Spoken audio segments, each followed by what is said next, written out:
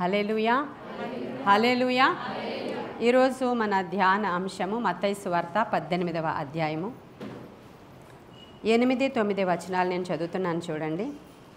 కాగా నీ చెయ్యి అయినను నీ పాదమైనను నిన్ను అభ్యంతరపరచిన ఎడల దానిని నరికి నీ యొద్ద నుండి పారవేయము.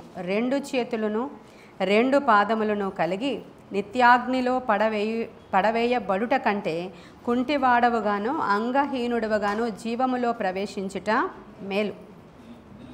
యేసుక్రీస్తు ప్రభువారిని శిష్యులందరూ వచ్చి పరలోక రాజ్యంలో ఎవరు గొప్పవాడో చెప్పండి అయ్యా, పరలోక రాజ్యపు సంగతులు చెప్పండి అయ్యా అని అడిగినప్పుడు యేసుక్రీస్తు ప్రభువారు డైరెక్ట్గా కొన్ని ఉపమానాల ద్వారా శిష్యులతో మాట్లాడినటువంటి సందర్భాలు ఇవన్నీ కూడా. మీరు 18 అధ్యాయం స్టార్టింగ్లో చదివితే చిన్న బిడ్డల వంటి వారుగా మీరు ఉంటేనే కానీ మీరు పరలోక రాజ్యంలో ప్రవేశించలేరు అని చెప్తాడు ఆయన.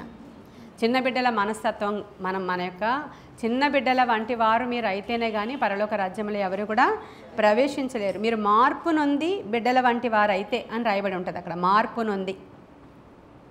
కాబట్టి ఇలా విశ్వాసం గురించి మాట్లాడుతూ, పరలోకం గురించి మాట్లాడుతూ, నరకము గురించి మాట్లాడుతూ యేసుక్రీస్తు ప్రభువారు అందరికంటే ఎక్కువగా పరలోకము గురించి, నరకము గురించి అనేక సార్లు మాట్లాడారు, అనేక సార్లు.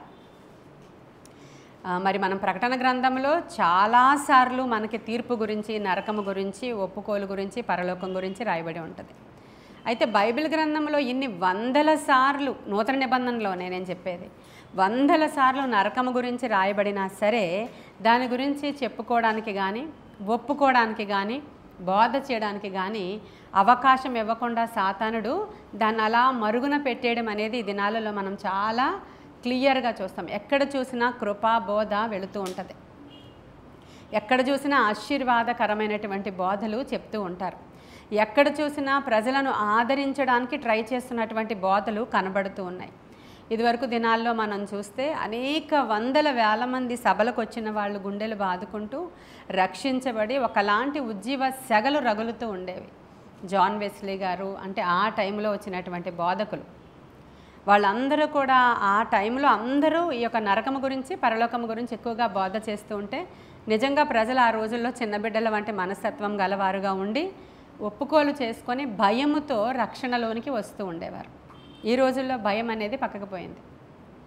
బోధంతా మీరు ఎవరు దేని విషయంలో భయపడద్దు, ఇది కృపా కాలము కనుక, కృప మిమ్మల్ని ఆవరించింది కనుక మీరు చక్కగా దేవునిని మీరు కలిగి మీ పాపాలు శాపాలు ఎప్పుడో ఆయన శిలువ మీద త్రొక్కేశాడు, కొట్టేశాడు, అవి తీసివేయబడ్డాయి. కాబట్టి మీరు కృప క్రింద నడుస్తున్నారు కాబట్టి భయపడొద్దు అని చెప్పేటువంటి బోధలు అనేకమైనవి ఉన్నాయి. అయితే మరి ఈ నరకం సంగతి ఏంటి? ఇక్కడ యేసుక్రీస్తు ప్రభువారు క్లియర్గా చెప్తున్నారు. ఆయన ఏమంటున్నాడంటే 2 చేతులు 2 కాళ్ళు కలిగి నీవు నరకంలోకి వెళ్ళి చేతులతో అన్నీ చూస్తూ ఉంటావు, కాళ్ళతో నడుస్తూ ఉంటావు, ముట్టుకుంటూ ఉంటావు, పట్టుకుంటూ ఉంటావు. అలాగ నరకంలోనికి వెళ్ళే కంటే 2 చేతులు 2 కాళ్ళు లేకుండా నిత్య జీవములోనికి నీవు ప్రవేశించుట చాలా మేలు అని చెప్పాడు ఆయన. అంటే అక్కడ మనకి కాళ్ళు చేతులు కూడా ఉంటాయా పాస్టరమ్మ గారు పరలోకంలో, నరకంలో? అంటే మనకి దేవుడు చెప్పినటువంటి ఉదాహరణలే. లాజరు ఉన్నాడు, అబ్రహాం ఉన్నాడు. అబ్రహాం రొమ్ము అనే స్థలం కనబడుతుంది, నాలుక అనే స్థలం కనబడుతుంది, అంటే ఏమంటారు ఆ యొక్క అవయవం కనబడుతుంది, కళ్ళు అనే అవయవాలు అక్కడ కనబడుతున్నాయి, అంతే కదా. చిటికిన వేలుతో, బొటన వేలుతో, చిటికిన వేలుతో వచ్చి నీళ్ళు వేయమంటాడంటే చేతులు ఉన్నాయనే కదా అక్కడ. ఇవన్నీ ఎవిడెన్సెస్ మనకు అక్కడ కనిపిస్తూ ఉన్నాయి. ఇప్పుడు ఏంటి, మనము పాపము చేయుట ద్వారా నరకాగ్నిలోనికి వెళ్ళిపోతామని చెప్పింది చాలా కామన్గా తీసుకుంటున్నటువంటి దినాలు ఈ రోజుల్లో. ఎవరికి భయం లేదు. కెన్నెత్ హేగెన్ అనేటువంటి ఒక వ్యక్తి యొక్క సాక్ష్యం ఈరోజు మీకు చెప్పాలని ఆశపడుతూ ఉన్నాను నేను. ఇది చెప్పి నేను ముగించేస్తాను ఇవాళ. ఆయన పేరు కెన్నెత్ హేగెన్. అయితే ఆయన 15 ఏళ్ల వయసు ఉన్నప్పుడు ఆయనకి గుండె జబ్బు వచ్చింది. అంటే చిన్నప్పటి నుంచి గుండె ప్రాబ్లంతో ఆయన బాధపడుతూ ఉన్నాడు. 5 డాక్టర్లతో వాళ్ళు ట్రీట్మెంట్ ఇప్పిస్తూ ఉన్నా సరే ఆయన గుండె జబ్బు బాగవలేదు. ఇక వాళ్ళ దగ్గర డబ్బులు అయిపోయినాయి, ఇంకా పెద్ద డాక్టర్ల దగ్గర తీసుకెళ్లే స్తోమత ఇంక అంతకంటే లేదు వాళ్ళకి. కాబట్టి ఇంకా 15 సంవత్సరాలు వచ్చినాయి ఆ అబ్బాయికి. రోజు రోజుకి ఆ వ్యాధి ముదురుతూ ఆయనకి కాళ్ళు చేతులు కూడా తిమ్మిర్లు పట్టేసి సెన్స్ కోల్పోతూ ఉన్నాడు ఆ బాబు. 15 సంవత్సరాలు. అయితే సెన్స్ లేదు, ఇంకా ఒక గ్లాస్తో నీళ్లు పట్టుకోవడానికి కూడా చాలా కష్టతరమైన పరిస్థితుల్లోనికి ఆ కుమారుడు వెళ్ళిపోయాడు. వెళ్ళిపోయినప్పుడు రోజు రోజు ఏమవుతుందో తెలియక కుటుంబం అంతా కూడా బిడ్డను చూసి ఏడుస్తున్నటువంటి దినాలవి. వేరే ఇంకా పెద్ద డాక్టర్ల దగ్గర తిప్పలేరు. ఆల్రెడీ 5 డాక్టర్ల పర్యవేక్షణలో ఉన్నా కూడా ఆ బిడ్డకి స్వస్థత జరగలేదు. అప్పుడు ఒకానొక దినాన ఒక సాయంకాల సమయం అది. ఇక బిడ్డకి కళ్ళు కూడా మసకబారుతున్నాయి, చెవి వినికిడి కూడా తగ్గిపోతుంది, ఒళ్ళంతా మొద్దుబారిపోతున్నట్లుగా అవుతుంది. అంటే కుటుంబ సభ్యులందరికీ తెలిసి ఇంకా చనిపోతాడు. ఎందుకంటే ఇంకా అది గుండెకి సంబంధించిన వ్యాధి, బిడ్డ బ్రతకడని ఇక తెలిసిపోయింది వాళ్ళకి. అయితే బిడ్డకు కూడా తెలిసిపోతుంది. బిడ్డ అంటే 15 సంవత్సరాలు, కొంచెం జ్ఞానం ఉంది. 15 సంవత్సరాలు ఈ బిడ్డకి అర్థమవుతుంది తనకేదో జరుగుతుంది. అప్పుడు నానమ్మ పక్కన కూర్చొని ఉంది, నాయనమ్మ పక్కన కూర్చొని ఉంది, అమ్మ పక్కన కూర్చొని ఉంది. ఏడుస్తున్నారు వాళ్ళు. ఏడుస్తున్నప్పుడు ఈ బాబుకు కూడా ఏం చేయాలో తెలియట్లేదు. వాడు ఏడుస్తున్నాడు, వెనికిడి అంతా తగ్గిపోతుంది, మొద్దుబారిపోయింది బాడీ అంతా. ఈ లోపల తనకు తెలియకుండానే తన ప్రాణము తనలో నుంచి బయటికి వెళ్ళిపోయింది. వెళ్ళిపోయినప్పుడు మనకు తెలుస్తుంది, కొన్ని సందర్భాల్లో కొన్ని సాక్ష్యాలు వింటాం, అది పైకి వెళ్ళిపోయింది అని తెలుస్తుంది. ఇక్కడ ప్రాణం కెన్నెత్ హేగెన్ అనేటువంటి దైవజనుడి యొక్క ప్రాణము క్రిందకి దిగిపోతుంది, పాతాళంలోనికి క్రిందకి వెళ్ళిపోతుంది. క్రిందకి వెళుతుంటే అతనికి ఎలా తెలుస్తుంది కిందకి వెళ్ళిపోయినట్లు అంటే, భూమి మీద అది ఈవినింగ్ టైం అని చెప్తున్నాను కదా నేను, సాయంత్రం సమయం అది. లైట్లు అక్కడక్కడ దీపాల వెలుగు, కాంతి అంతా కూడా నెమ్మదిగా తగ్గిపోయి చీకటిలోనికి ప్రవేశిస్తున్నాడు. ఆ చీకటి కాస్త ఇంకొంచెం చీకటిలోనికి ప్రవేశించాడు. ఇంకా కటిక చీకటిలోనికి ఇంకా కళ్ళు కనిపించడం లేదు. కటిక చీకటిలోనికి ఆ ప్రాణము వెళ్ళిపోవడం అతనికి తెలుస్తుంది. కటిక చీకటి లోపలికి వెళ్ళిపోతున్నప్పుడు, ఇక ఇంకొంచెం క్రిందకి దిగిపోతున్నప్పుడు అంటే అగ్ని సెగలు తగులుతున్నాయి, వేడి మొహానికి తగులుతుంది. ఇక తను అక్కడ మళ్ళీ చూడగలుగుతున్నాడు, అగ్ని నాలుకలు కనబడుతున్నాయి అతనికి. కనబడుతూ ఉన్నప్పుడు ఒక మృగము వంటి ఒక వ్యక్తి వచ్చాడు, ఒక మృగంలా ఉన్నాడు అతను. అతని కళ్ళు అగ్ని జ్వాలల వలె ఉన్నాయి అని రాశాడు ఈయన. కళ్ళు అగ్ని జ్వాలల వలె ఉన్నాయి. ఇతని వైపు చూశాడు ఆ మృగం. చూడంగానే ఇతనికి చాలా భయం వేసేస్తుంది, ఈ యొక్క ప్రాణానికి చాలా భయం వేసేస్తుంది, ఈ జీవానికి చాలా భయం వేసేస్తుంది. భయం వేస్తున్నప్పుడు ఇంకా అయినా సరే చాలా భయపడుతున్నాడు. భయపడుతున్నా సరే మృగం వచ్చి చేయి పట్టుకున్నాడు అనమాట. చేయి పట్టుకుని ఇంకా 3 అడుగులు మాత్రమే ఆ నరక గుండానికిను ఇతనికి ఈ మృగానికి మధ్యలో ఉన్నది 3 అడుగులే. ఈ లోపల చాలా ఆకాశము నుంచి ఒక గొప్ప శబ్దము వినబడిందంట. అది ఎవరైనా మాట్లాడారా, అది ఏదైనా లాంగ్వేజ్లో ఉందా, లేకపోతే ఏమన్నా భాషల్లో చెప్పారా, ఏమీ తెలియదు అతనికి. ఒక శబ్దము మాత్రము పైనుంచి వచ్చింది, ఎక్కడో పైనుంచి. ఇతను ఎక్కడున్నాడు ఇప్పుడు? పాతాళంలో, భూమి దిగువ ప్రాంతంలో అతను ఉన్నాడు. పైనుంచి శబ్దం వచ్చి, ఆ శబ్దం ఎలా ఉందంటే ఒక్కసారే ఈ పాతాళాన్ని షేక్ చేసింది అనమాట. షేక్ చేసినప్పుడు ఒక చెట్టు ఆకులు ఎలా అయితే ఒక పెద్ద కుదుపు కలిగినప్పుడు రాలిపోతాయో, ఆ పాతాళానికల కుదుపు కలిగిందనమాట ఒక శబ్దము ద్వారా. ఆ శబ్దము రాగానే వీడు చెయ్యలా విడిచిపెట్టేశాడు. ఈ యొక్క మృగము లాంటి ఒకడున్నాడు, వచ్చాడు కదా, వాడు ఈ బాబు చెయ్యలా విడిచిపెట్టేశాడు. విడిచిపెట్టగానే ఏమైందంటే నెమ్మదిగా మళ్ళీ ప్రాణం పైకి వెళ్ళిపోతుంది. పైకి వెళ్ళిపోయినప్పుడు తెలుస్తుంది ఇతనికి, మళ్ళీ నా జీవము నాలో నుంచి బయటికి పైకి వస్తుందని. మళ్ళీ దీపాలు కనపడ్డాయి. భూమి మీదకి వచ్చాడు, వెళ్ళిపోయి మళ్ళీ తన యొక్క బాడీలోనికి ప్రవేశించాడు ఈ అబ్బాయి. ప్రవేశించినప్పుడు నాయనమ్మ ఏడుస్తా పక్కనే ఉంది. కళ్ళు తెరిచి చూసేటప్పటికి నాయనమ్మే కనబడుతుంది. నాయనమ్మ మా అమ్మ ఇదే అని అడుగుతున్నాడు. అడుగుతున్నప్పుడు బాబు నువ్వు ఉన్నావా, నువ్వు బ్రతికే ఉన్నావా, నువ్వు చచ్చిపోయావు అనుకున్నానా అని ఏడుస్తుంది ఆవిడ. నాయనమ్మ నువ్వు చనిపోయావు అనుకున్నాను, నువ్వు బ్రతికే ఉన్నావా అని ఏడుస్తుంది ఆవిడ. ఏడుస్తున్నప్పుడు ఈ ఈ ఈ బాబు మాట్లాడుతున్నాడు కానీ ఊగిసలాడుతుంది అన్నమాట ఆ ప్రాణం. ఇంకా కంప్లీట్గా తన లోపలికి వెళ్ళి చేరిపోయి స్థిరపడిపోయింది అన్నట్లు లేదు. ఏమనిపిస్తుందంటే ఊగిసలాడుతుందంట ఆ ప్రాణం. ఊగిసలాడుతుంటే తను అన్నాడు, ఒకసారి అమ్మని పిలువు, తమ్ముడిని పిలువు, నాన్నేడి, తాతయ్యేడి అని అడుగుతున్నాడు ఈ అబ్బాయి. అడుగుతుంటే తాతయ్య ఏమో ఇంటి అద్దె కలెక్ట్ చేసుకోవడానికి వెళ్ళారు, అమ్మ వెనక రూమ్లో ప్రార్థన చేస్తుంది, ఏంటో చెప్పు, తమ్ముడు నీ కోసం డాక్టర్ని తేవడానికి వెళ్ళాడు అని చెప్తుంది నాయనమ్మ. ఎవ్వరు ఎక్కడికి వెళ్ళొద్దు, నాకు చాలా భయం వేస్తుంది, నా దగ్గర కూర్చోండి, చాలా భయం వేస్తుంది అంటున్నాడు. కానీ ఆ ప్రాణం ఊగిసలాడడం బాబుకి తెలుస్తుంది. మళ్ళీ 2వసారి దిగిపోయాడు మళ్ళీ పాతాళంలోకి. ఇంకా ఈ మాటలన్నీ మాట్లాడి మరలా వెళ్ళిపోయింది ప్రాణం బయటికి. మరలా వెళ్ళిపోయినప్పుడు మళ్ళీ వెళ్ళిపోయాడు. మళ్ళీ సేమ్ ఆ దీపాలు కనబడుతున్నాయి, మరలా కిందకు వెళ్ళిపోయాడు. మరలా ఆ మృగం లాంటి వాడు వచ్చాడు దగ్గరికి, మరలా పట్టుకోవాలనుకున్నాడు. మరలా శబ్దం వచ్చింది. మరలా సేమే వాడు పట్టుకోలేకపోయాడు. మరలా ప్రాణం మరలా పైకి వెళ్ళిపోయింది. 2 సార్లు జరిగింది అలా. ఇప్పుడు తన ప్రాణం తన లోపలికి వెళ్ళింది.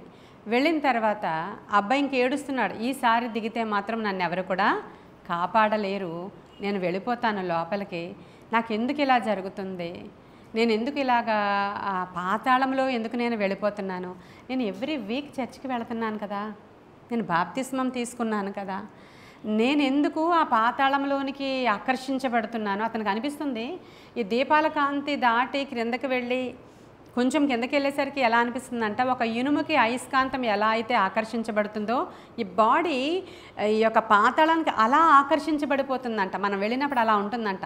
ఈ బాడీ ఆటోమేటిక్గా ఈ పాతాళానికి అటాచ్ అయిపోవడానికి ఆకర్షించబడిపోయి వెళ్ళిపోతుంది అక్కడికి.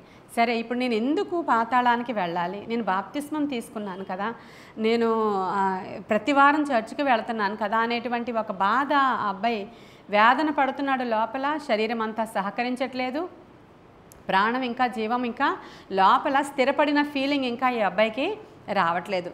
అప్పుడు వాళ్ళ మదరు అక్కడ నుంచి పెద్ద పెద్ద కేకలు వేస్తూ ఆ గదిలో ప్రార్థన చేస్తుంది తల్లి. పెద్ద పెద్ద కేకలు వేస్తూ తల్లి ప్రార్థన చేస్తుంటే రోడ్డు నుంచి వెళ్ళే వాళ్ళందరూ కూడా ఏంటి జరుగుతుందో అని ఆ కేకలకి ఆగి నిలవబడి విని వెళతా ఉన్నారంట. అక్కడ జరిగినటువంటి సిట్యుయేషన్. డాక్టర్ని తీసుకురావడానికి వెళ్ళిన తమ్ముడు ఇంకా రాలేదు. ఈ లోపల మరలా 3వసారి కూడా తన ప్రాణం తినని విడిచిపెట్టి వెళ్ళిపోయింది. వెళ్ళిపోతూ ఉన్నప్పుడు ఇప్పుడు కేకలు ఏమని వేస్తున్నాడు అంటే ఈ అబ్బాయి, నేను బాప్తిస్మం పొందాను, నేను ఎవ్రీ వీక్ చర్చికి వెళుతున్నాను, నేను ఎందుకు ఇక్కడికి వెళ్ళాలి, దేవా నా ప్రార్థన నీవు ఆలకించు అని కేక వేశాడంటే ఈయన 3వసారి. పిల్లవాడు కేక వేస్తున్నప్పుడు ఇతని కేకలు ఇతనికే రీసౌండ్ వచ్చి వినబడుతూ ఉన్నప్పుడు ఈ పాతాళం అంతా ఇతని వైపు చూసి అపహాస్యం చేస్తున్నట్లు అనిపించిందంట. ఆయన ఫీలింగ్ అంతా రాశాడు. ఆ మాటలు ఇతను పలుకుతూ ఉన్నప్పుడు 3వసారి ఆ కుర్రవాడు పలుకుతూ ఉన్నప్పుడు పాతాళం అంతా ఒకసారి ఇతని వైపు చూసి అపహాస్యం చేస్తున్నట్లు, ఇతని మాటలు ఇతనికే ఆ సౌండ్ రీసౌండ్ వస్తున్నట్లు అనిపించి అతను ఇంకా అగాధములోనికి కూరుకుపోతున్నటువంటి సందర్భంలో అప్పుడు అంటే ఈ మాటలు ఎప్పుడైతే మాట్లాడుతున్నాడో అతనికి అనిపించిందంట, అవును నేను మారు మనస్సు పొందుకోలేదు, నేను ఇంకా కంప్లీట్ రక్షణ భాగ్యాన్ని పొందుకోలేదు. శరీరానికి బాప్తిస్మం అయితే నేను పొందుకున్నాను కానీ నేను మారు మనస్సు పొందుకోలేదు, నేను తిరిగి జన్మించలేదు. ఈ మాట కరెక్ట్, నేను తిరిగి జన్మించలేదు. యోహాను సువార్త 3వ అధ్యాయంలో ఉన్నట్లు మీరు తిరిగి జన్మిస్తేనే కానీ పరలోక రాజ్యానికి మీరు చేరలేరనే మాటను ఈ అబ్బాయి జ్ఞాపకం చేసుకుని, అవును నేను తిరిగి జన్మించలేదు, అందుకే నేను ఇక్కడ ఈ యొక్క పాతాళానికి నేను ఆకర్షించబడుతున్నానని అబ్బాయి లోపల అనిపించే లోపల మరలా గట్టి శబ్దం వచ్చి ఈ యొక్క అబ్బాయిని విడిచిపెట్టడం జరిగింది. ఆయన ప్రాణం వచ్చి ఆయన లోపలికి వచ్చేసిన వెంటనే ఆ తల్లి ప్రార్థన చేసిన దానివల్ల అతడు బ్రతికాడు, ఇతని యొక్క ఒప్పుకోలు వల్ల అతను బ్రతికాడు, దేవుని కనికరమ వలన అతను బ్రతికాడు, ఆ నరకాన్ని చూపించడానికి తీసుకుని వెళ్ళిన తర్వాత బ్రతికించాడో ఆయనకి తెలియదు. ఆయన లోపలికి ఆయన ప్రాణం వచ్చినప్పుడు ఆయన నేను నిజమైనటువంటి మారు మనస్సు అనుభవం పొందుకుంటున్నాను, నేను తిరిగి జన్మిస్తున్నాను, బ్రతుకుట నీతోనే, చావు నీతోనే, నేను నా జీవితాన్ని నీకు సమర్పించుకుంటున్నాననే ప్రార్థన మరణ పడక మీద ఆ యొక్క కెన్నెత్ హేగెన్ అనేటువంటి దైవజనుడు చేసుకున్నాడు. అంటే ఇప్పుడు నేను దైవజనుడు అంటున్నాను, అప్పుడు ఒక యవ్వనస్తుడైనటువంటి 15 సంవత్సరాల కుర్రవాడు. అయితే ఆయన గురించి నేను ఎందుకు చెప్తున్నాను ఈరోజు అంటే, నరకం ఇలా ఉంటుందని ఒకడు వెళ్ళి చూసి వచ్చినా సరే అతను వచ్చిన తర్వాత 90 ఏళ్ళు బతికాడు ఆయన. ఆయన మొన్న 2003వ సంవత్సరంలో చనిపోయాడు ఆయన. ఎప్పుడు హీలింగ్ జరిగింది ఆయనకి, ఆ రోజు కరెక్ట్గా 3వసారి ఆయన ప్రాణం ఆయన లోపలికి వచ్చినప్పుడు సమయము రాత్రి 7:40 అయ్యిందంట. కరెక్ట్గా ఆయన బ్రతికేటప్పటికి 1933వ సంవత్సరము ఏప్రిల్ 22వ తారీఖున ఈ ఇన్సిడెంట్ అంతా కూడా ఆయనకి జరిగిందంట. ఇప్పుడు మనం దీంతో ఏమి నేర్చుకోవాలి, మనం ఈరోజు నేర్చుకోవాలి ఏముంది, తర్వాత ఆయన దేవుని సేవ కొరకు వాడబడ్డాడు. మీరు ఇంటికి వెళ్ళిన తర్వాత కెన్నెత్ హేగెన్ అని యూట్యూబ్లో సెర్చ్ చేయండి, వస్తాడు ఆయన. ముసలైన తర్వాత మనకు వచ్చినటువంటి వీడియోస్ ఎక్కువగా ఉంటాయి, చాలా లావుగా ఉంటాడు ఆయన. ఆయన భాషలతో 20 గంటలు ఏకదాటిగా మాట్లాడతాడు, 15 గంటలు ఏకదాటిగా మాట్లాడతాడు, 5 గంటలు ఏకదాటిగా మాట్లాడతాడు. భాషలతో మాట్లాడుతూ ఉంటేనే అక్కడ హీలింగ్స్ అన్నీ అయిపోతూ ఉంటాయి. భాషలతో మాట్లాడుతూ ఉంటేనే వేల మంది కాంగ్రిగేషన్లో ఉన్న వాళ్ళందరూ ఆయన మీద ఏముంటుందంటే లాఫింగ్ స్పిరిట్ ఉంటుంది అనమాట. ఆయన్నే లాఫింగ్ స్పిరిట్ ప్రీచర్ అంటారు ఆయన్ని. అంటే ఏంటంటే ఆయన నవ్వుతాడు. ఇప్పుడు మనము కొంతమందికి పరిశుద్ధాత్మ అభిషేకం వచ్చినప్పుడు క్యాథరిన్ కుల్మెన్ లాంటి దైవజనులు ఏడుస్తారు. ఆవిడ ఒక దినాన ఆవిడ మీటింగ్ జరుగుతూ ఉంటే బెన్నీహిన్ అనేటువంటి సేవకుడు ఆ మీటింగ్కి యవనస్తుడిగా అటెండ్ అయినప్పుడు ఆయన ముందు వరుసలో కూర్చొని ఉన్నాడు. ఆ క్యాథరిన్ గారు ఇలా వచ్చి స్టేజ్ మీద నిలవబడగానే ఆవిడ ఏడవడం మొదలుపెట్టింది. రోజు ఏడవదు ఆవిడ, ఆ రోజు ఏడుస్తుంది. దేవుని యొక్క ఆత్మ సంధింపు ఎక్కువగా ఆవిడ మీదకి వచ్చి ఆవిడ ఏడుస్తూ ఉంటే సభలో ఉన్న వాళ్ళందరూ ఏడవడం మొదలు పెడతారు. దానిలో భాగంగానే ఈ యొక్క బెనిహిన్ అనేటువంటి ఆయన కూడా ఏడవడం మొదలుపెట్టాడు. ఆ ఏడ్చిన తర్వాత ఆవిడ దగ్గరికి వచ్చింది, ఆయన ముట్టుకుంది, అభిషేకించింది. ఆ తర్వాత ఆయన పెద్ద దైవజనుడు అయిపోయాడు. ఈరోజు కూడా మీ అందరికీ తెలుసు బెనిహిన్ గారు ఎవరైనా ఇలా ముట్టుకుంటే వాళ్ళందరూ పడిపోతూ ఉంటారు. అక్కడ గొప్ప గొప్ప హీలింగ్స్ అవుతూ ఉంటాయి. కానీ అవన్నీ నిజముగానే దేవుని యొక్క పరిశుద్ధాత్మ శక్తితోనే జరిగినప్పటికీ డైల్యూట్ అయిపోయింది ఇప్పుడు అంతా కూడా. ఇంకా జరుగుతున్నప్పుడు దినాలలో ఆయన కూడా ఫేక్ పాస్టర్ అని, ఈయన కూడా ఫేక్ పాస్టర్ అని, ఆవిడ కూడా ఫేక్ పాస్టర్ అని, ఇంకా అవన్నీ మనం పక్కన పెడదాం. నిజమైనటువంటి దేవుని యొక్క అనుభవాలను తెలుసుకున్నటువంటి ఈ సేవకులు చాలా బలంగా వాడబడ్డారు. వాళ్ళు చనిపోలేదు కాబట్టి వాళ్ళు గొప్పవాళ్ళు అనట్లేదు. ఈరోజు చనిపోయారు అనుకోండి, ఇప్పుడు మన పగడాల గారు చనిపోయారు కాబట్టి ఈయన చాలా జ్ఞానవంతుడు, ఈయన చాలా గొప్పవాడు, ఎంతో జ్ఞానాన్ని అభ్యసించాడని చెప్తున్నారు. ఈరోజు ఆయన బ్రతుకున్నప్పుడు ఆయన జ్ఞానాన్ని ఎవరు యాక్సెప్ట్ చేయరు. ఆయన బతుకుంటే ఆయన అణగద్రొక్కడానికే ప్రయత్నం చేస్తారు. అలాగా వీళ్ళందరూ ఇంకా బ్రతుకున్నారు కాబట్టి ఈ గొప్ప గొప్ప సేవకులందరూ కొంతకాలం వెలుగారు వాళ్ళు. ఆ తర్వాత డైల్యూట్ అయిన సంగతి అది వేరే విషయం. కానీ ఈ పరిశుద్ధాత్మ అభిషేకాన్ని ఈయన పొందుకున్నాడు అన్నమాట.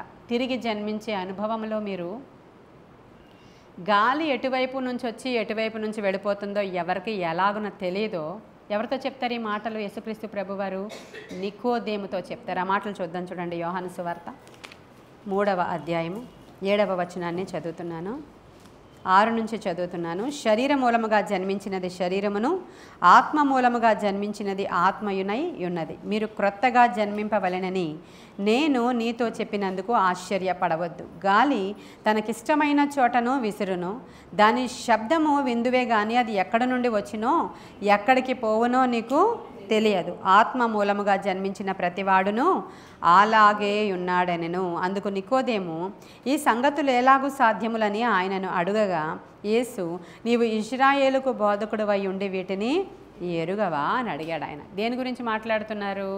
తిరిగి జన్మించే అనుభవం గురించి మాట్లాడుతున్నారు. మీలో చాలామంది మీ పిల్లల్ని దేవుని మందిరానికి నడిపించరు. మీ పిల్లల్ని దేవుని మందిరములో ఉన్న కట్టడల చెప్పున నడిపించడానికి ఇష్టపడరు. ఇంకా చిన్నపిల్లలు కదండి, మరి సినిమాలు చూస్తారు. ఇంకా చిన్నపిల్లలు కదండి, మరి టీవీ చూస్తారు. ఇంకా చిన్నపిల్లలు కదండి, పబ్జీ గేమ్స్ ఆడుకుంటారు. మరి ఏం తోచట్లేదు పిల్లలకి, ఏం చేయమంటారు? అవునా? ఇంకా చిన్నపిల్లలు కదా అని మనం అంటున్నాం కదా. మరి ఏది నాన్న ఏది జరుగుతుందో మనకి సంబంధం లేనప్పుడు ఈ పిల్లలు చిన్నోళ్ళు కదా అని నరకము పాతాళము ఊరుకుంటుందా? చిన్ననాట నుంచే మీరు పిల్లలు నడవాల్సినటువంటి మార్గం వాళ్ళకు మీరు నేర్పించండి. 15 ఏళ్ల పిల్లల్ని పాతాళం ఆకర్షిస్తే మరి మన పిల్లలు, వయసున్న పిల్లలు, వాళ్ళందరికీ కూడా ఇంకా వాళ్ళు చిన్నవాళ్ళు కదా, వాళ్ళు అలా టీవీలు చూస్తారు, వాళ్ళు ఇంకా లోకంలో ఉంటారు అనేటువంటి తల్లిదండ్రులకి ఇంకెంత పనిష్మెంట్ ఉంటుందో ఒకసారి ఆలోచించాలి. అవునా? 18వ కీర్తనలో 89వ కీర్తనలో ఒక మాట ఉంటుంది. 89 కీర్తన 48వ వచనంలో, మరణమును చూడక బ్రతుకు నరుడెవడు, పాతాళము యొక్క వశము కాకుండా తన్ను తాను తప్పించుకొనగలవాడు ఈ ఎవడు అని. భూమి మీద మనకున్నటువంటి జీవితం అంతా ఏంటి అని అంటే సిద్ధపాటు. ఇదంతా దేనికి సిద్ధపాటు? నిత్యత్వానికి సిద్ధపాటు ఈ జీవితం అంతా. ఎందుకండి మమ్మల్ని పుట్టించడం, ఎందుకండి మళ్ళీ మమ్మల్ని చంపడం, మళ్ళీ ఎందుకండి మమ్మల్ని నరకంలో వేయడమని చాలామంది తెగ బాధపడిపోతూ ఉంటారు. ఈ భూమి మీద నరుడుగా వచ్చినటువంటి వాడికి ఈ భూమి మీద బ్రతుకు దినములు అన్నీ కూడా సిద్ధపాటు దినములు. నీవు ఎక్కడ నిజమైనటువంటి జీవితం జీవిస్తావంటే నిత్యత్వములోనే. ఆ నిత్యత్వంలో జీవించే జీవితానికి సిద్ధపాటే ఈ 80 సంవత్సరాలు, ఈ 90 సంవత్సరాల కాలం. ఇందులో నీవు ఆయన కట్టడలను ఆజ్ఞలను అనుసరించి ఆయనను దేవుడుగా నీవు కలిగి నీకు స్వంత ఇచ్చాడు దేవుడు. కానీ ఏది రైట్ ఏది రాంగ్ తెలుసుకొని నీవు ముందుకు కొనసాగావనుకో, అది దేవుని చిత్తానుసారంగా నీవు వెళ్ళావనుకో, యుగ యుగాలు కూడా మనం ఆయనతో కూడా ఉండేటువంటి రాజ్యములో మనం ప్రవేశిస్తాం. ఆ తర్వాత మనకు ఏం జరుగుతుందో అంతా కూడా బైబిల్ సెలవిస్తూ ఉంది. ఇప్పుడు మనకు ఒక గవర్నమెంట్ ఉంది.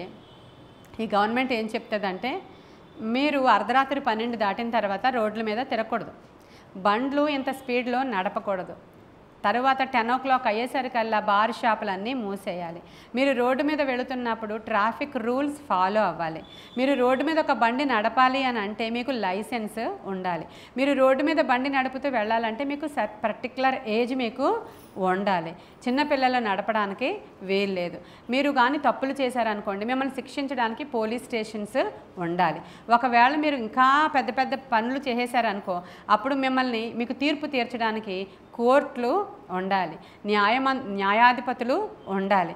ఇవన్నీ కూడా ఒక గవర్నమెంట్ సిస్టము, రూల్స్ ఇవి లేకపోతే మనుషులకి ఏమవుతుంది, వెచ్చలి విడి జీవితము అయిపోతుంది. రోడ్డు మీద ఎవరికి వాడే గుద్దుకుని అక్కడే చచ్చిపోయి అక్కడే పడిపోతారు అందరం, అంతే కదా. ట్రాఫిక్ రూల్స్ లేకపోతే తర్వాత చిన్నపిల్లలు కూడా రోడ్డు మీదకి వెళ్ళిపోతారు, అందరూ రోడ్డు మీదకి వెళ్ళిపోతారు, వాళ్ళకి ఏ తీర్పు ఉండదు, ఏ పోలీస్ స్టేషన్ ఉండదు, ఏ కోర్టు ఉండదు, ఏ జరిమానా ఉండదు, అసలు పోలీసులే ఉండరు, పోలీస్ స్టేషన్సే ఉండవు. అప్పుడు మానవ జీవితం ఎలా అస్తవ్యస్తం అయిపోతుందో పరలోకానికి కూడా ఒక గవర్నమెంట్ ఉంది. ఆ గవర్నమెంట్లో నువ్వు ఎలా బ్రతకాలి, నువ్వు ఎలా ఈ భూమి మీద జీవించాలి, నువ్వు ఎలా బ్రతికితే దేవుని సన్నిధిని చేరతావు, ఈ భూమి మీద నువ్వు తిరిగి జన్మించిన అనుభవం నీకుందా అని ప్రశ్నించడానికి ఏ సంఘానికి కూడా ఈ రోజున ఖాళీలు లేవు. ఒకటే బోధ, ఒకటే పాటలు, ఒకటే క్విజులు, ఒకటే ఎంటర్టైన్మెంట్లు, అవునా. ఎక్కడ చూసినా బైబిల్ క్విజ్, బైబిల్ పోటీలు, ఆ తర్వాత చాలా చాలా గుంపులుగా ప్రజలు అంటే పాటలు పాడేటువంటి వాళ్ళు, మ్యూజిషియన్స్, ఇవన్నీ అధికమైపోతున్నటువంటి దినాలలో మనం ఉన్నాం. నిజమే, ఇవన్నీ కూడా దేవుని మహిమపరచడానికే, ఆయన ఆరాధించడానికే చేస్తున్నాం. కానీ మనం అందరము తిరిగి జన్మించామా? మీ పిల్లలు తిరిగి జన్మించారా? ఆ అనుభవం మీ పిల్లలకు ఉందా? నేను అడిగితే ఏమని చెప్తారు మీరు? మీ పిల్లలకి తిరిగి జన్మించిన అనుభవం ఉందా అంటే కొన్ని సంఘాలలో కొన్ని సిద్ధాంతాలు ఎలా ఉంటాయంటే, హెబ్రోన్ ఫెలోషిప్ ఉందనుకోండి, వాళ్ళు వాక్యము వింటూ ఉండగానే వాళ్ళకి ఆత్మ ఒప్పుకోలు చేసినప్పుడు ఆ రోజు కన్ఫెషన్ ప్రేయర్స్ ఉంటాయి వాళ్ళకి. అప్పుడు మీరు ఎవరైనా మీలో ఈరోజు తిరిగి జన్మించిన అనుభవం పొందుకున్నారా అంటే అప్పుడు మీరు చేతులు ఎత్తుతారు. అప్పుడు వాళ్ళని తీసుకెళ్ళి కౌన్సిలింగ్ ఇచ్చి వాళ్ళకి బాప్తిస్మాలు ఇచ్చి వాళ్ళు అప్పటి నుంచి సేవలో పాలి భాగస్తులుగాను, ప్రతి యూత్ మీటింగ్లో, ప్రతి చిల్డ్రన్ మీటింగ్లో, బాత్రూమ్స్ కడగడంలో, సేవ చేయడంలో, అంటే పరిచర్య చేయడంలో, పెద్ద సేవకులకి సేవ చేయడంలో, సేవలో వాళ్ళని తీసుకుంటారు. అక్కడ వాళ్ళందరూ చిన్నపిల్లల దగ్గర నుంచి వాళ్ళు తిరిగి పొందిన అనుభవాలు, వాళ్ళు డాక్టర్లుగా ఉంటారు, ఐఏఎస్ ఆఫీసర్స్గా ఉంటారు, ఐపీఎస్లుగా ఉంటారు, అయినా తిరిగి జన్మించిన వాళ్ళు చాలా సాధువులుగాను, దేవునికి లోబడిన వారిగాను, వాళ్ళ ఉద్యోగ ధర్మం వరకు వాళ్ళు చేస్తారు. మిగతాదంతా బైబిల్ని అనుసరించి వాళ్ళు జీవిస్తూ ఉంటారు. ఇవి కొన్ని సంఘాలలో జరుగుతూ ఉంటాయి. ఇంకా చాలా ఫెలోషిప్స్లో ఇలాంటివి కొన్ని ఉన్నాయి. ఇక మధ్యంతరముగా వచ్చినటువంటి ఫెలోషిప్స్ అవ్వచ్చు, లేకపోతే పెద్ద పెద్ద సో కాల్డ్ సంస్థలు, పెద్ద పెద్ద సంస్థలు అవ్వచ్చు, ఎప్పటి నుంచో ఉన్నటువంటి తల్లి సంఘాలు, తండ్రి సంఘాలు అనబడిన సంఘాలు అనబడచ్చు, నామినల్గా వెళ్ళిపోతూ ఉన్నటువంటి మనము దినాలు అందరం అలాంటి చోట్ల నుంచి వచ్చిన వాళ్ళమే, మనకి ఇవన్నీ కూడా తెలుసు. కానీ బైబిల్ ఏం చెప్తుందంటే, నీ 2 కాళ్ళు, 2 చేతులు, 2 కళ్ళు, నీ శరీర అవయవాలన్నీ పర్ఫెక్ట్గా, అందంగా, నీకు 80 ఏళ్ళు వచ్చేసినా 30 ఏళ్లలాగే కనిపించుకుంటూ, ఇవన్నీ కూడా నీవు చేసుకుంటూ ఎంత వెళ్ళిపోయి నీవు నరకాగ్నిలో పడిపోయినా, ఇవేమీ లేకుండా నీవు నిత్యత్వంలోనికి వెళ్ళినా సరే చాలా మేలని దేవుడు ఈరోజు చెప్తున్నాడు. కనుక మనం ఎవరికైనా సువార్త చెప్పినప్పుడు నరకమును గూర్చియు, పరలోకమును గూర్చియు, ఆత్మను గూర్చియు, తిరిగి జన్మించుట గూర్చియు, మారు మనసు గూర్చియు ఒప్పింపజేసేలాంటి బోధలు ఈరోజు కావాలనే ప్రార్థన మీరు చేయాలి. మీ పిల్లల్ని కూడా ఈ విధంగానే తర్ఫీదిచ్చి, పిల్లలు ఎందుకు రావట్లేదు అని అడిగితే ఆవిడ్ని, పిల్లలు ఇంటి దగ్గర ఉన్నారు, కాలేజీకి వెళ్ళారు, ఇంట్లో ఉన్నారు, వాళ్ళన్నీ ప్రార్థనలకి రారంటది ఆవిడ. మీ పిల్లలు ఎందుకు రావట్లేదంటే మగపిల్లలు కదండి అందుకు రావట్లేదు అంటది ఆవిడ. మీ పిల్లలు ఎందుకు రావట్లేదు అని అంటే ఆ పిల్లలకి ఒంట్లో బాగాలేదంటే అందుకు రాలేదంటదే ఈవిడ. అంటే మనం అందరం కూడా నిజమే, పిల్లల్ని ఇంట్లో పెట్టి మీరు సౌఖ్యంతో సుఖంతో పెంచుకోండి, కానీ వారన్నీ కలిగి నరకాగ్నిలోనికి పోకుండా మాత్రం కాపాడుకోవలసిన అవసరత ప్రతి కుటుంబంలో తల్లి తన ఇంటిని ఏం చేసుకుంటుందంట, కట్టుకుంటుందంట. మీ ఇంటిని జ్ఞానవంతురాలు తన ఇంటిని కట్టుకుంటుందంటే మీరు అనుకుంటున్నారు మన ఇల్లు సిమెంట్తోనూ, ఇటుకలతోనూ, రాళ్లతోనూ కట్టుకొని బ్యాంకులో ఇంత బ్యాలెన్స్ వేసి 4 ఫ్లాట్లు మీ పిల్లలకు కొని, ఒక ఫ్లాట్ కూడా కొనలేదని మీ ఆయన గారిని తిట్టి ఒక ఇల్లు కూడా వెనకాల లేదు, మనకి వెనకేసుకోలేదని దీని గురించి ప్రాకులాడుతూ ఉండేటువంటి దినాలలో మనము ఉన్నాము. కాబట్టి ఈ భూమి మీద మన దినాలన్నీ కూడా సిద్ధపాటు కొరకైనటువంటి దినాలని మీరు ఎంచితే, పరిశుద్ధాత్ముని యొక్క సహాయం మనం తీసుకుంటే నేను చెప్పినవన్నీ సులువవుతాయి.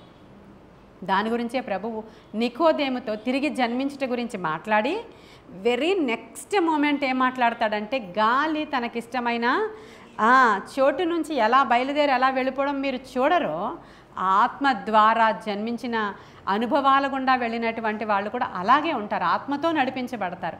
మనము దేవుని ఆత్మ చేత నడిపించబడాలి. కెన్నెత్ హేగెన్ అనేటువంటి ఆయన లాఫింగ్ స్పిరిట్ ఉంటుంది అన్నమాట ఆయన దగ్గర. ఆయన ఇక్కడికి వచ్చి ఇలా కూర్చున్నాడు అనుకోండి, మీ వైపు ఇలా చూడంగానే మీరు అందరూ నవ్వడం మొదలు పెడతారు అనమాట. ఏంటి ఉపయోగం? ఆయన నవ్వడం వల్ల ఉపయోగం ఏంటి? ఇప్పుడు దొరలేస్తుంటారు ఇంకా సభలో అందరూ, మీరు చూడండి దాంట్లో ఇంటికి వెళ్ళిన తర్వాత అందరూ దొరలేసి ఒకరి మీద ఒకరు పడిపోతూ ఉంటారు. దీనివల్ల అల్లరికి కర్త కాదు దేవుడు సమాధానకే కర్త కానీ అల్లరికి కర్త కాదని ఇంకొకరు ఆయన మీద తర్వాత దినాలు చాలా కాలం ఒక వెలుగారు ఆయన. తర్వాత దినాల్లో మరి ఇంక చాలామంది జ్ఞానవంతులు పుట్టుకొచ్చేస్తారు కదా, జ్ఞానంతో ఏమంటారంటే ఇది రైట్ కాదు, ఇది రాంగ్ కాదని చెప్తుంటారు. ఎవరి దేవుని ఆత్మ నడిపింపు వాళ్ళది. దేవుడు అందరికీ ఒకేలాగా ఇవ్వలేదు. పౌలు గారికి ఒకేలాగా ఇవ్వలేదు. పౌలు గారు ఆయన నడుముకి కట్టుకున్నటువంటి గుడ్డ తీసి నీకు ఇస్తే నీవు అక్కడ స్వస్థత పొందుకుంటావు. ఆయన నడిచెలుతుంటే స్వస్థపరచబడ్డారని ఎక్కడా రాయబడలేదు. పేతురు నడిచెలుతుంటే ఆయన నీడపడి స్వస్థపరచబడ్డారని. ఆయన అభిషేకం వేరు, ఈయన అభిషేకం వేరు.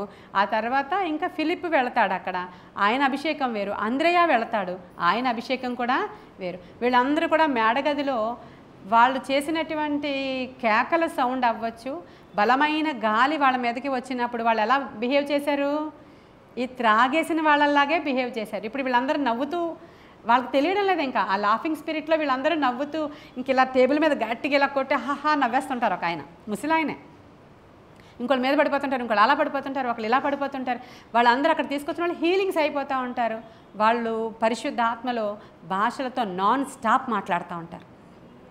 మీ అందరికీ కూడా నేను చెప్తూ ఉంటాను, అంటే కృపావరాలు నానా విధములు, కొంతమందికి ఈ వరము, కొంతమందికి ఆ వరము, కొంతమందికి ఈ వరము ఉంది, అందరూ భాషలతో మాట్లాడాల్సిన అవసరత లేదు అని మనం చెప్పుకున్నప్పటికీ అసలు పరిశుద్ధాత్ముడు వారి మీదకి దిగి వచ్చినప్పుడు ఫస్ట్ సైన్ ఏంటంటే వాళ్ళు భాషలతో మాట్లాడారు. భాషలతో వాడు ఎరుగడు కానీ వాడు దేవదూతల భాషలతో మాట్లాడుతూ ఉన్నప్పుడు ఒక అమ్మాయి నాన్ స్టాప్గా అలాగా కొన్ని అవర్స్ దేవదూతల భాషలతో మాట్లాడుతూ ఉంటే చావు మంచం మీద ఉన్నటువంటి వాడు లేచి కూర్చున్నాడంట. ఆయన సాక్ష్యాలలో ఉంటాయి అవన్నీ కూడా. అంటే మనకు తెలియదు ఎలా యుక్తముగా మనము ప్రార్థన చేయాలో మనం ఎరుగము గనుక దేవదూతల భాషల్లో మనం నాన్ స్టాప్గా ఆ యొక్క అంటే టంగ్స్లో మనం మాట్లాడుతూ ఉన్నప్పుడు గొప్ప అభిషేకము, అభివృద్ధి, ఆశీర్వాదం వస్తుంది. వాడు ఎరుగడు కానీ వాడు తనకే క్షేమాభివృద్ధిని. కాబట్టి పరిశుద్ధాత్మను ఎక్కువగా మనం ఆశపడి అడిగి, ప్రభా నేను తిరిగి జన్మించానా? తిరిగి జన్మిస్తే పూర్వపు చెత్త లక్షణాలు, చెత్త అలవాట్లు నాకు ఉండకూడదు కదా. నేను, నా కుటుంబము, నా బిడ్డలు మేము తిరిగి జన్మించిన అనుభవంలోనికి వెళ్ళాలయ్యా అనే ప్రార్థన చాలా ప్రాముఖ్యం. మనకి ఇల్లు కావాలి, పిల్లలకి పెళ్లి కావాలి, అప్పు తీరాలి, వీటన్నిటికంటే ముఖ్యము ముందు నీవు నీ నీతిని, దేవుని నీతిని, రాజ్యాన్ని వెతికినప్పుడు అన్నీ మీకు అనుగ్రహించబడతాయి. ఇది లేకుండా వాళ్ళు ఇంకా పిల్లలు, మేము ఇంకా చిన్నవాళ్ళం, మేము ఇంకా ఇప్పుడే యంగ్స్టర్స్, ఇప్పుడే మాకు పెళ్ళయింది, ఇప్పుడే మేము మా పిల్లలు ఇంకా ఇవన్నీ ఇప్పుడే ఎంతవరకు ఏ రోజు ఏమి జరుగుతుందో నీవు ఎరుగుదువా? ఇంతలోనే కనబడి అంతలోనే మాయం అయిపోయే ఆవిరి వంటి ఈ యొక్క జీవితం అని చెప్తా ఉన్నారు అక్కడ. ఈ బోధ ఎవరికి నచ్చదు. పొద్దున్నే ఎంతలో కనబడి అంతలో మాయమైపోయా అనే మరణం గురించిన మాటలు ఏంటండి? అయ్యో శుక్రవారం ఈరోజు ప్రార్థనకు వస్తే ఏదో చెప్తారు, ఈరోజు బ్లెస్సింగ్ అని. మేము వచ్చాము, మాకు ఇది జరిగిపోద్ది, అది జరిగిపోద్ది అని చాలా రోజుల నుంచి లక్మా సిస్టర్ ప్రాఫెసీలు చెప్పట్లేదు. అసలు ఇది జరిగిపోతుంది, అది జరిగిపోతుంది అని ప్రాఫెసీ కావాలి. ప్రభువు ఇవే మాట్లాడుతున్నారు. మరి సంఘాలతో హెచ్చరికలు చేస్తున్నాడు ఆయన. ప్రభువు దీని గురించే ఒప్పుకోమంటున్నాడు. అనేక మంది జనాంగం అంతా చాలా లాస్ అయిపోతారు ప్రజలందరూ అనే దర్శనాలు 2 సంవత్సరాల నుంచి చూపిస్తున్నారు దేవుడు. చాలా తక్కువ అయిపోతుంది భూమి మీద మనుషులంతా. ఏమేమి జరుగుతాయో, ఏం ప్రకృతి వైపరీత్యాలు వస్తాయో మనం ఎరుగము అంటున్నాడు ఆయన. కాబట్టి ఒక్కసారి జ్ఞాపకం చేసుకుందాం, మన గురించే కాదు, నశించిపోతున్న ఆత్మలు, ఇంకా నాశనానికి జోగుచున్న వారి గురించి నువ్వు ప్రార్థించావా అనేటువంటి నింద నీ మీద మోపక మునిపే అనేకుల యొక్క మారు మనసు కొరకు, రక్షణ కొరకు మనము ప్రార్థించాల్సిన అవసరత మనకుంది. దానితో పాటు మన ఇంటిని కాపాడుకోవాలి. హెబ్రీయులకు రాసిన పత్రికలో చెప్పబడినట్లు ఎంత గొప్ప రక్షణను నిర్లక్ష్యము చేస్తే మనం ఎలాగున తప్పించుకుందాము? ఇంత గొప్ప రక్షణని మనం నిర్లక్ష్యం చేస్తే ఎలా తప్పించుకుంటామండి? కాబట్టి ఈరోజు ఆ చిన్న కెన్నెత్ హేగెన్ అనేటువంటి ఆయన సాక్ష్యం మీకు చెప్పాలనిపించింది. ఎందుకంటే అది నిజంగా జరిగినటువంటి ఇన్సిడెంట్. తర్వాత ఆ కుర్రవాడు ఎలా వాడబడ్డాడు, ఎలా గొప్ప సేవకుడుగా అంటే అసలు చాలా గొప్ప పరిచర్య అది. ఆయన అంతకాలం ఆయన ఒకసారి ఆయుష్కాలం 15 సంవత్సరాలప్పుడు దేవుడు ఆయుష్కాలం ఇస్తే 100 సంవత్సరాలు వచ్చే వరకు జీవించాడు ఆయన. హల్లెలూయా. మరి అది దేవుడిచ్చిన ఆయుష్కాలం కదా. ఒక్కని ఆయువు ఆయన చేతుల్లోనే ఉంది. కాబట్టి మనం ఈ లోకపరమైనటువంటి అంటే విషయాలకు కానీ, లేకపోతే సమస్యలకు కానీ, ఇబ్బందులకు కానీ, రోగాలకు కానీ జడియక ఆత్మను ప్రాణాన్ని కూడా చంపగలిగేటువంటి బలమున్నటువంటి దేవునికి మాత్రమే జడవాలి. ఇక్కడ ఉన్నటువంటి విషయాల్ని ఊరికనే పట్టుకొని వాటినే పట్టుకొని లాక్కుంటూ ఏడ్చుకుంటూ పీక్కుంటూ ఇది జరగలేదు, అది జరగలేదు, వాడు మంచోడు కాదు, వీడు మంచోడు కాదు, మా భార్య మంచిది కాదు, నా భర్త దీనికోసమేనా నువ్వు భక్తి చేస్తున్నావు అంటే ఒకసారి అవన్నీ కూడా నువ్వు ఆలోచిస్తే ఫూలిష్గా అనిపిస్తుంది. నీకు చాలా ఫూలిష్గా అనిపిస్తుంది. ఎప్పుడైతే దేవుని ఆత్మలో నీవు పూర్తిగా నింపబడ్డావో అదిగో అలాంటి లాఫింగ్ స్పిరిట్ నీ దగ్గరకు వస్తుంది. అందుకే పౌలు అంటాడు, ఆనందించండి. నేను చెప్తున్నాను మరలా ఆనందించండి. దేని గురించి మీరు చింతపడకుడి, మీరు ఆనందించండి. అంటే ఆయనకి అక్కడ లాఫింగ్ స్పిరిటే పనిచేస్తుంది. అక్కడ పౌలు శీలలు చెరసాలలో ఏం స్పిరిట్ పనిచేస్తుంది? అదే పనిచేస్తుంది వాళ్ళకి. చప్పట్లు కొడుతూ కేకలు వేస్తూ గెంతులు వేస్తూ పాటలు పాడుతున్నారు. బొండలు బిగించి ఉన్న శరీరానికి, గాయాలతో ఉన్న శరీరానికి నవ్వు వస్తుంది ఎక్కడైనా. అది స్పిరిట్ ఆఫ్ గాడ్. అక్కడ దేవుని యొక్క ఆత్మ సంధించింది అక్కడ వాళ్ళని. కాబట్టి మనకి ఎన్ని చింతలు, బాధలు, వేదనలు ఉన్నా కూడా క్షణానికి అవి జ్ఞాపకం వచ్చినా దేవుని ఆత్మలో ఆనందిస్తున్నప్పుడు అనేకులను మనం పురుకొల్పగలుగుతాం, అనేకులను రక్షించగలుగుతాం. అన్నిటికంటే ముఖ్యంగా మనల్ని మనం అన్ని అవయవాలు కలిగిన వారంగా నిత్యాగ్నిలోనికి పోకుండా దేవుని యొక్క జీవములోనికి ప్రవేశించే వారముగా ఉండడానికి అవసరమైన కృప దేవుడు మనకు అనుగ్రహించును గాక. ఈ కొన్ని మాటలు దేవుడు మన వెనుకిడిలో దీవించును గాక. ఆమేన్. ప్రార్థన చేసుకుందాం దీని కొరకు. ఇక్కడ ఉన్నటువంటి యవనస్తులైన పిల్లలు కూడా ప్రార్థన చేసుకోండి.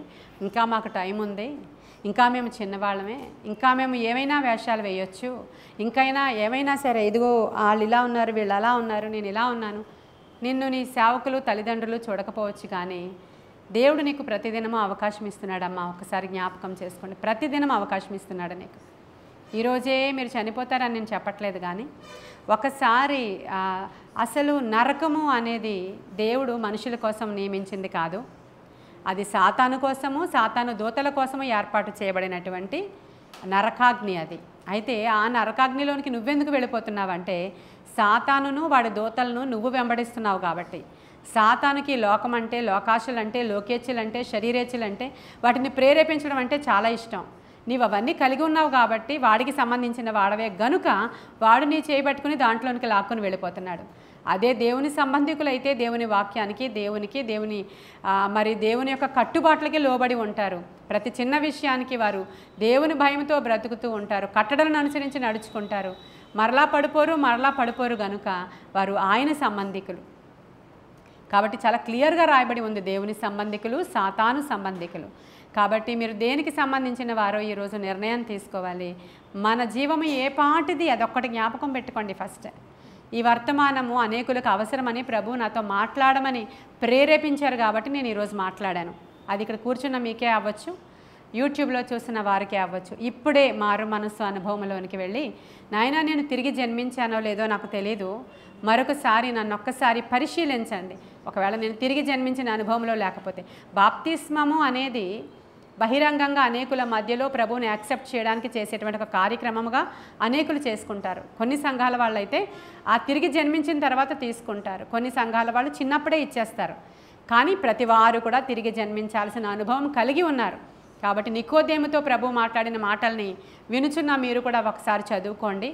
చదువుకున్న తర్వాత, నేను తిరిగి జన్మించే అనుభవం గుండా నన్ను నడిపించిన ఆయన, నేను నీ సొత్తు, నీ బిడ్డను, నన్ను మరలా నీ పాత్రలో నడిపించు అనేటువంటి ప్రార్థన చేసుకుందాం. మహాపరిశుద్ధుడవైన తండ్రి, మహోన్నతుడవైన దేవ, సర్వాంతర్యామి, సర్వశరీరులకు దేవుడా, సకల ఆశీర్వాదాలకు కారణభూతుడా, నాయన మమ్ములను కలిగించిన విధము ఎంతో ఘనమైన విధానం ప్రభువ. మా కొరకు సిద్ధపరిచిన ఆ నిత్యత్వములోనికి అడుగుపెట్టే ఆ శుభవేళ, ఆ యొక్క అందమైనటువంటి ఆ పట్టణంలో మేము ఉండాలని ఆశపడుతున్నాము తండ్రి. ఈ భూమి మీద ఉన్న దినాలన్నీ కూడా పరలోకము భూమి మీద అనుభవించే దినాలులాగా మాకు గడవాలని మేము ఆశపడుతున్నాం.